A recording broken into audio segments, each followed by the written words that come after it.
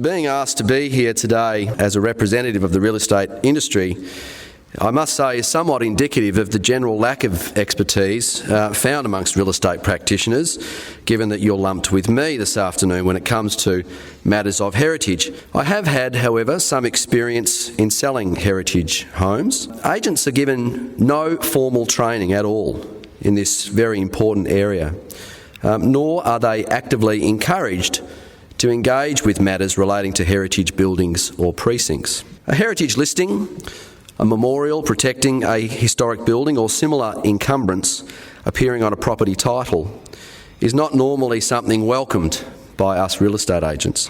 We prefer, of course, to have a clean slate, an unencumbered piece of real estate assisting us in a faster and less complicated sale. So experienced buyers of older homes almost always ask the question, is it heritage listed? Which in real estate salesperson's terms is really code for, will I have all sorts of problems with the relevant local authority if I want to renovate or demolish it?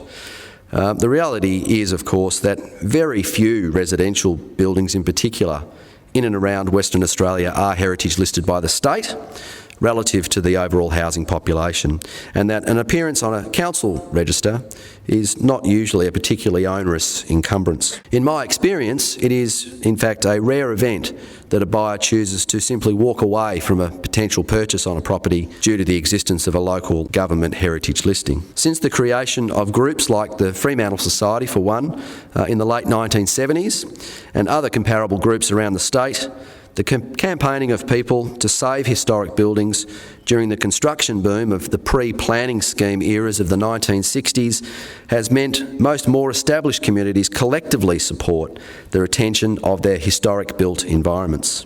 We now assume that buildings of a historic nature are to remain part of the built landscape, but that the time has come to explore new ways of ensuring that they become part of a vibrant living environment. So in this way, individuals are more likely to take a community approach to preserving, restoring and living in heritage homes.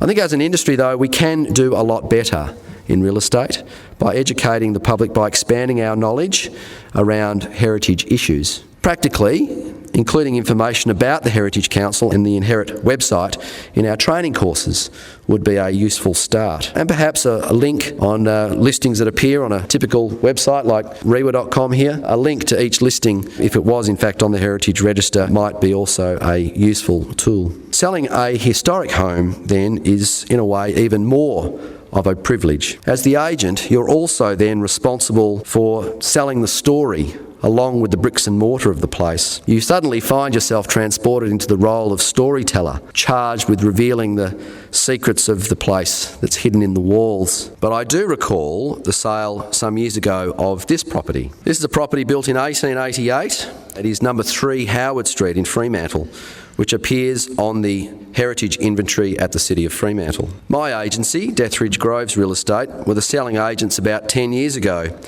And this story involves a newly moved-in family having to acquire the services of an exorcist to chase away the ghostly spirit of a child, a young girl of about 10 who was regularly visiting the children of the family who just moved in. As the selling agents, we were invited back after settlement and asked by the new owners if we knew anything of this girl ghost. The occupants told me that they noticed that the family dog had refused to enter the formal lounge, despite the coaxing of strategically thrown doggy treats. This was indeed demonstrated to me on that afternoon, and it really was quite a remarkable experience, I can tell you. I didn't feel like going into the room thereafter either.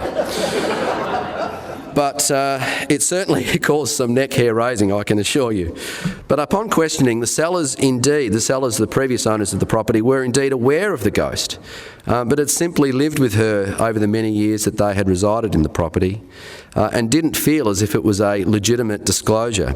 And I'd imagine nowadays that the Australian consumer law may beg to differ, although I'm not sure how one would write such a condition on a contract of sale, saying that the purchaser is aware of the residence resident ghost in the lounge room. Selling heritage homes is therefore not really about selling the bricks and mortar. Ironically, it is the building itself that is protected by a heritage listing, yet in practice it does feel far less tangible than that. It is the lives of the countless others that came before that is the essence of these homes. The intangible something that year after year, time after time, entices people to buy these historic and wonderful properties.